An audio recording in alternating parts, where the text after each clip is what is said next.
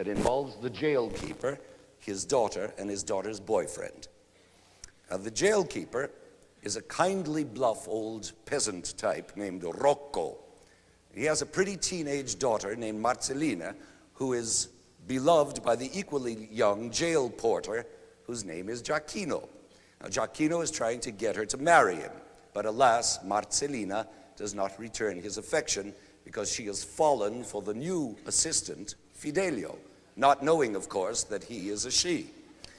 Now, ordinarily, such a setup would produce a hilarious comedy of mistaken identity, awkward complications, and lots of belly laughs.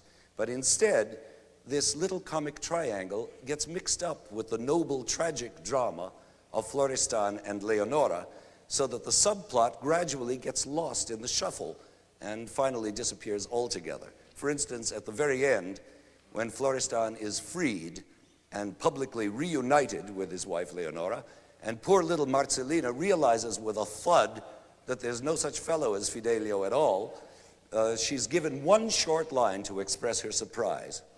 And that's all. So, no payoff. And as for poor Giacchino, he doesn't even get one line to express his surprise. He just sings along with everyone else in the triumphant finale. Because we assume the two kids get together in the end and live happily ever after, but we'll never know for sure. Well, that's the sort of dramatic problem Beethoven had to contend with. Now, of course, it's not really Beethoven's fault. It's the playwright's fault. He's the one to blame. But these problems are, unfortunately, reflected in the music, inevitably. You see, it's sort of two different operas stuck together. For instance, whenever we're dealing with the jailkeeper and his daughter and her boyfriend, there's the subplot, the music is rather lightweight and charming, not very important. But the moment Leonora or Florestan steps onto the stage, the music becomes sublime and on a par with Beethoven's most inspired creations.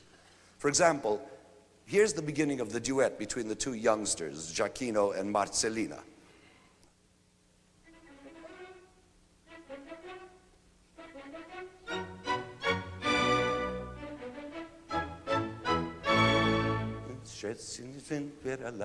It's charming. It sounds rather like a comic opera by Haydn or Mozart, but not like a noble opera by Beethoven. Or take the opening of Rocco the Jailkeeper's aria.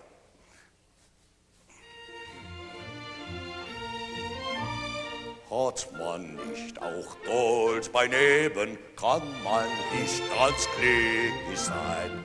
Well, it sounds like a... Oh, thank you. I really wasn't going for a hand on that one, but you will admit that that sounds like a jolly enough German folk song, but it's not exactly what you'd call sublime music.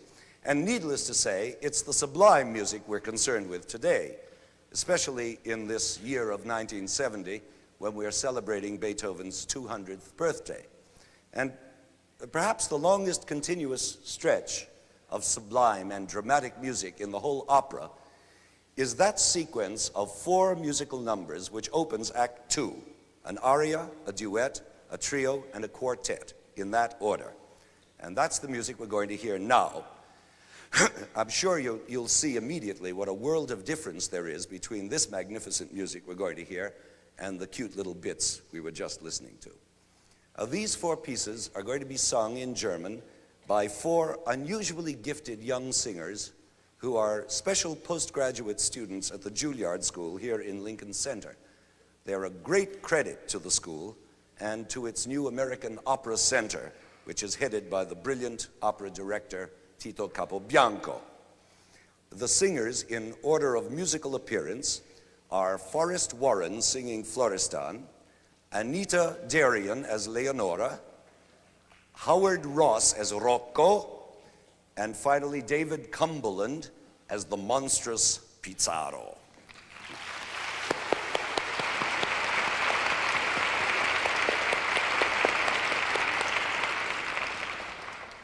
And now to the music.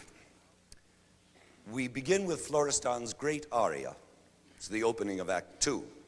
The scene is that dark, dank, scary dungeon where Florestan lies in chains, wasting away as he has for so many years. And the long, mighty orchestral introduction to this scene is one of Beethoven's most powerful utterances, full of threat and pain and dark mystery. Out of this orchestral darkness rises Florestan's suffering voice. God, he sings, how dark it is, how horribly silent and dead.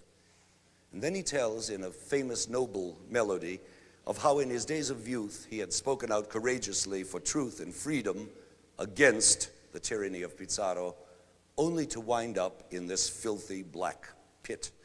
But he doesn't complain, he says. He has done his duty, he's a man of honor, and believes that God will help him. And then a marvelous thing happens. The orchestra quickens with excitement, and Florestan, in delirium, has a mystical vision of his beloved wife, Leonora, shining through the dark like an angel come to lead him to freedom. It's almost a hysterical piece of music. It's one of the most difficult things ever written for the tenor voice. But luckily, it lasts only a brief minute, and again Florestan sinks, exhausted, down upon the deathly cold stones of his cell.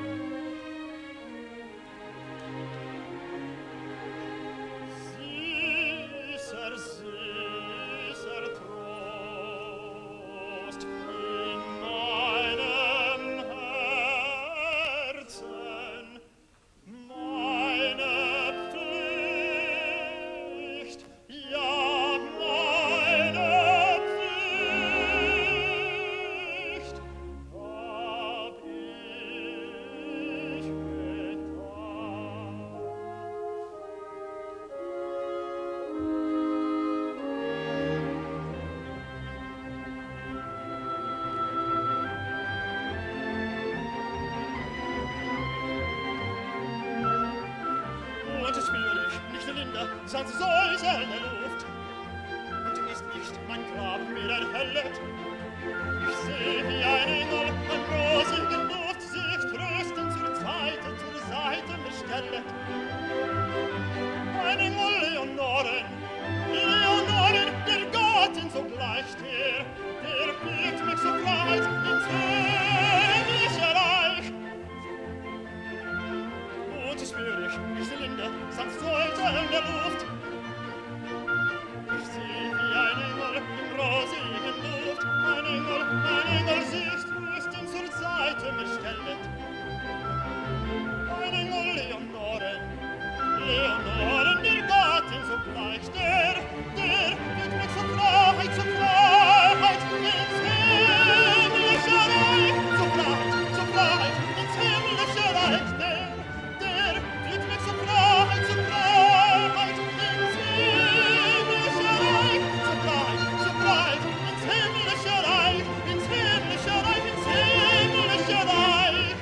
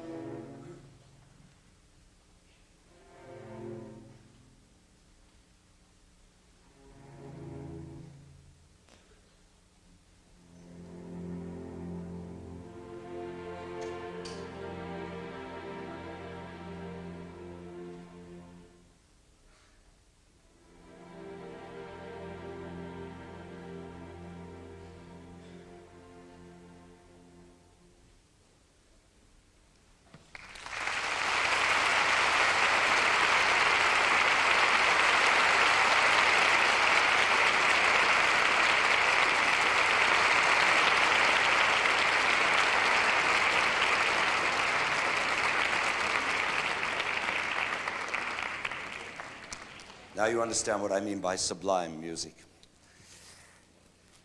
But now, in order to understand what happens next, you must know that in the first act, the cruel tyrant Pizarro has decided to murder Florestan in his cell because he has just been tipped off that the Minister of Justice is about to pay a surprise visit to the prison. And Pizarro can't afford to have the minister find Florestan in his dungeon because that would spill the beans and Pizarro's own crime would be exposed. Can you follow that? I can barely follow it myself. However, those are the facts.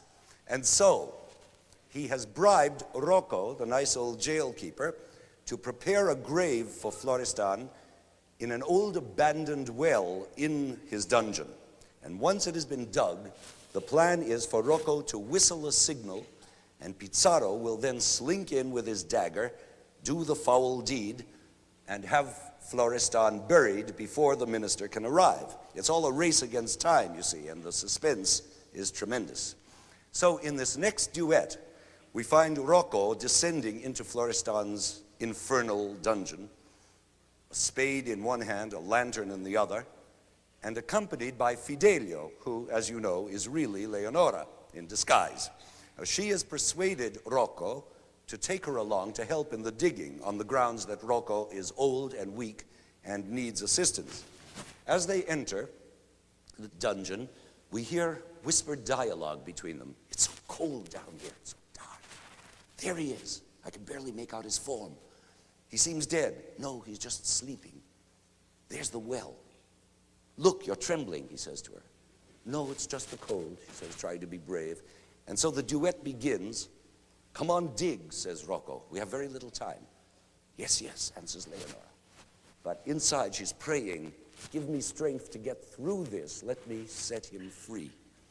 Now, all this is accompanied by a dark muttering in the orchestra, featuring the big double bassoon, which growls away in the depths.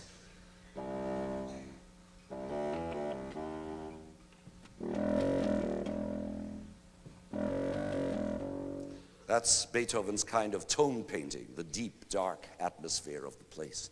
And you will also hear a wonderful bit of musical action painting as the two diggers labor to lift a heavy rock out of the debris in the well.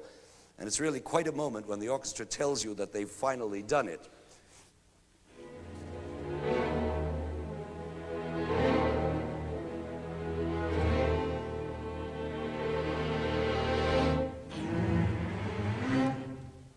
Up goes the rock. Now, here come Rocco and Fidelio down the cold, sweating steps into the dungeon shadows.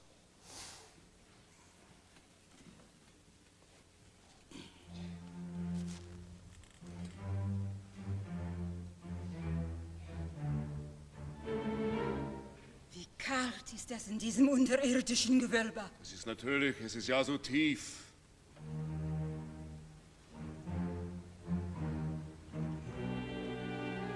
Ich glaubte schon, wir würden den Eingang gar nicht finden. Da ist er. Er scheint ganz ohne Bewegung. Vielleicht ist er tot. Ihr meint es?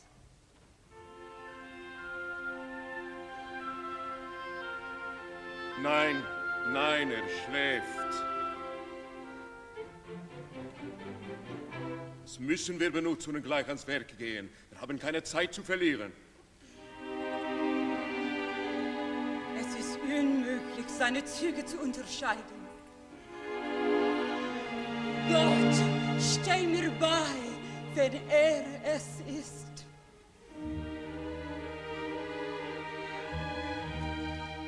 Hier, unter diesen Trümmern ist die Zisterne, von der ich dir gesagt habe.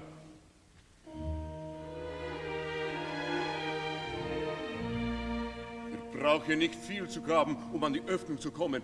Gib mir eine Hauer und du stelle dich hierher.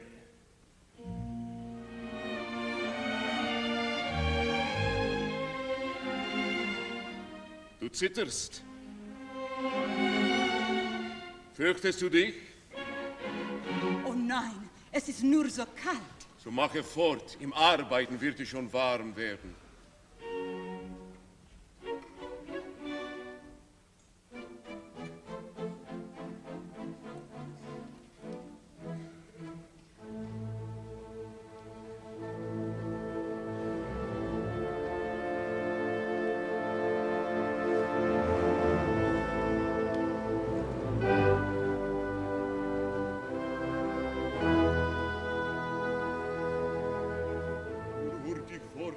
Gegraben.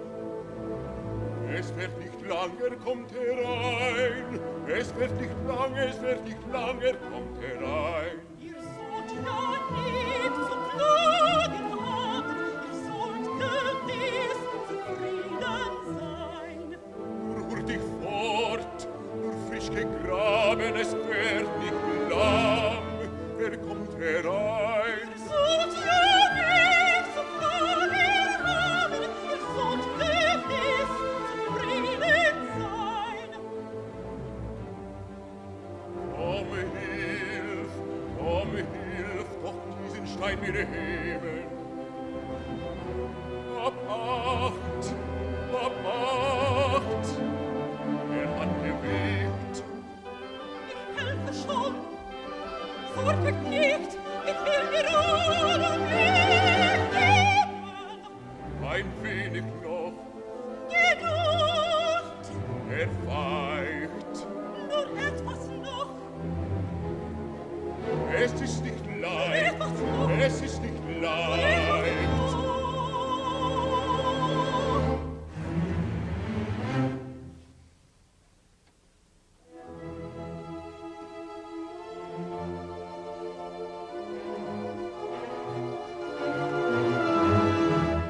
Hurtig fort, nur frisch gegraben. Es wird nicht lang, er kommt herein. Es wird nicht lang, er kommt herein. Was nicht wenig Kräfte haben, wird uns zu Ende sein. Hurtig fort, nur frisch gegraben. Es wird nicht lang, er kommt herein. Es kommt herein. Mein Gott, du sollst kein Opfer sein. Gewiss, ich löse deine Böse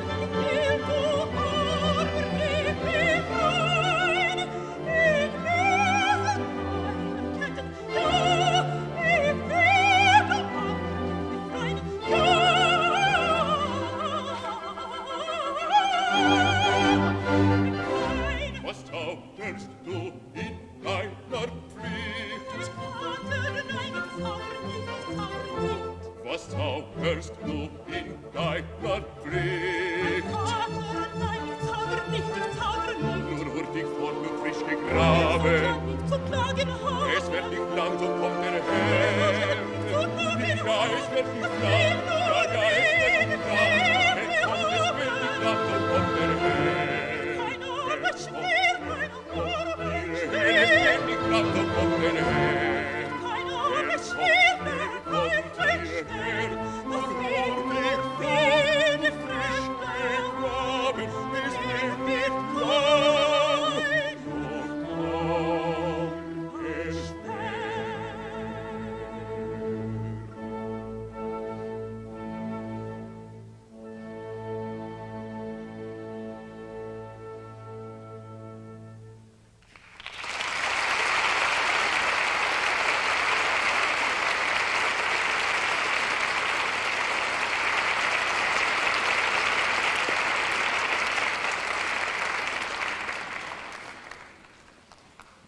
Now, at this point, this dark, mysterious point, Florestan awakes, and Leonora sees with her own eyes that this starved, dirty, unshaven skeleton of a man is indeed her husband. She recognizes him.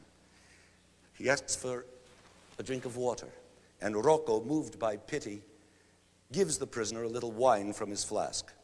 And Florestan is deeply stirred by this first humanitarian act he has witnessed in so many years, having been treated like an animal. And in this spirit of almost religious thankfulness, he begins the famous trio by singing his gratitude. And in the course of this trio, Leonora produces a bit of bread she has been hoarding and asks Rocco's permission to give it to the starving prisoner. Rocco finally, reluctantly agrees, because it's strictly forbidden to give extra rations, but what's the difference, he reasons? Florestan is about to die anyway. Might as well have a piece of bread. So she does give him the bread, and suddenly we're aware that we are witnessing a truly religious scene where the act of giving the bread and wine becomes a Christian symbol of faith and salvation. Now here is that trio of compassion, love, and one might say, Holy Communion.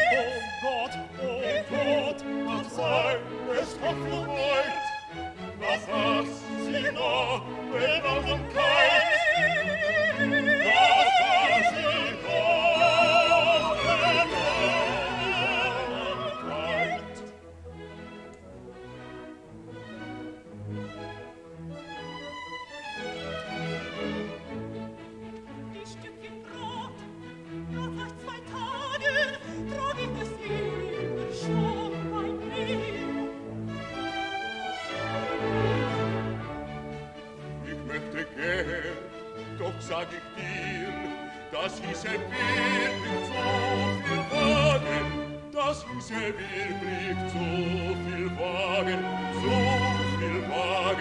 ja, zu viel Wagen.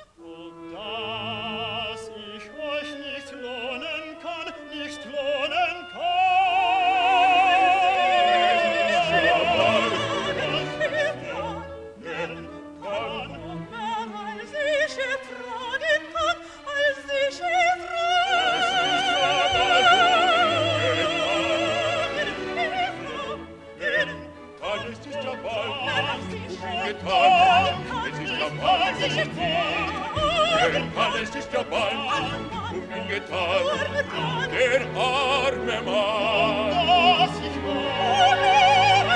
Der arme Mann, es ist ja bald ihn getan, ja, es ist ja bald ihn getan, der arme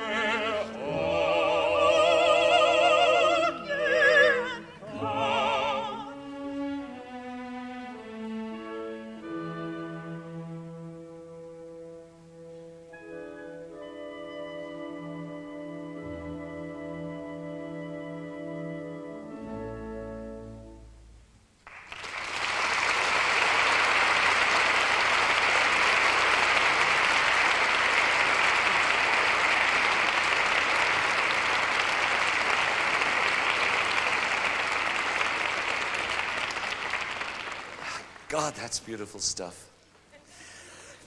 It's very hard to speak, even a word after that piece. But speak we must, for the evil moment is at hand. The grave is ready, and Rocco whistles the signal. Enter Pizarro, cloaked and daggered, but like all great villains in all operas and all movies and plays and novels, he can't simply kill. He must first have his sinister moment of triumph while he reveals himself to Florestan and gloats over his victim's imminent death and tastes the full sweetness of his own revenge.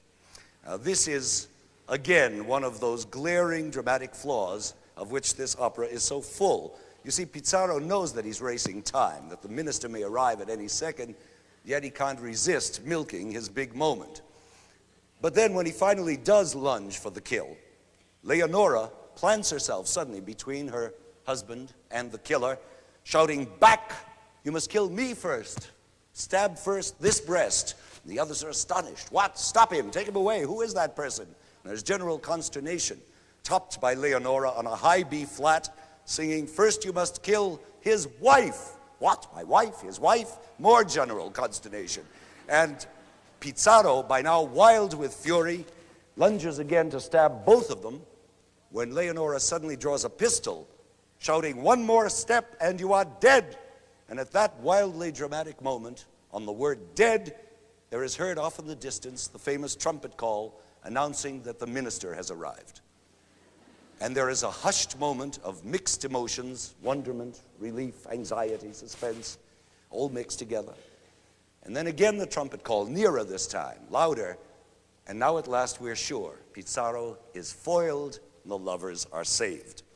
The minister has arrived.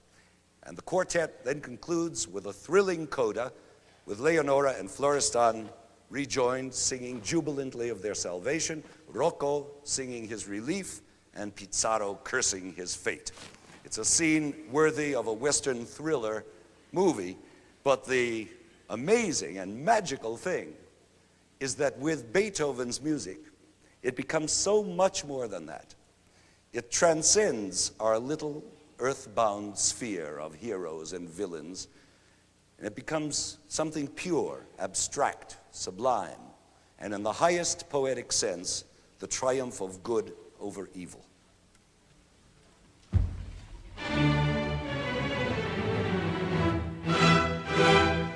Sterbe.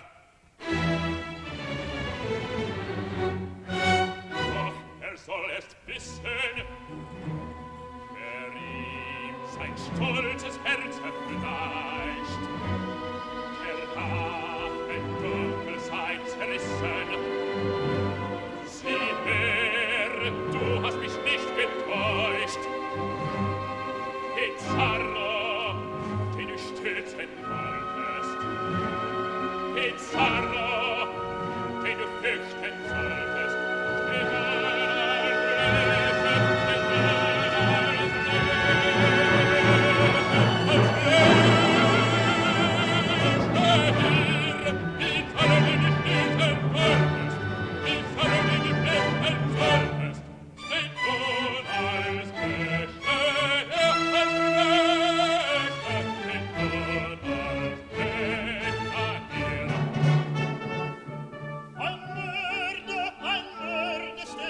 einmal hoch ich hören, was du getan zur Welt.